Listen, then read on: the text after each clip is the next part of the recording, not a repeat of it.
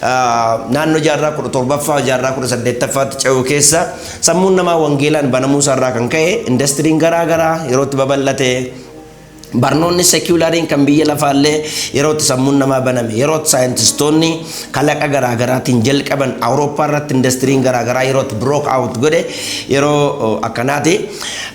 Adeemsi kun garuu naannoo jaarraa kudha saddeettaffaa keessa ga'e akkumaan isinitti himuudhaaf yaale hanga jaarraa kudha shanaffaatiif isaan dura kan jiru pre-modernizimii jedhama.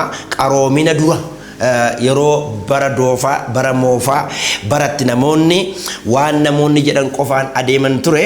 Jaarraa kudha saddeettaffarraa eegalee garuu modernizimiin yookaan the era of enlightenment yerootti sammuun namaa dammaqu yerootti sammuun namaa banamu yeroo akkasiitu jalqabe.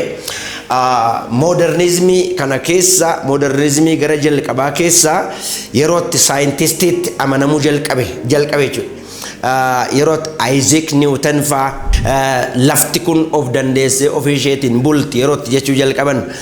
Law of gravity irratti hundaa'uudhaan akkuma law of gravity hin geddaramne akkuma lafti orbitii ishee naanna'uun ishee hin geddaramne akkuma pilaanetoonni naannoo aduutti naanna'uu isaanii for 24 hours 365 days throughout the year yeroo itti wanti hundumtuu iddoo isaa position isaa eeggatee wal jijjiiru kana keessa waaqayyo kan jedhamu hin jiru.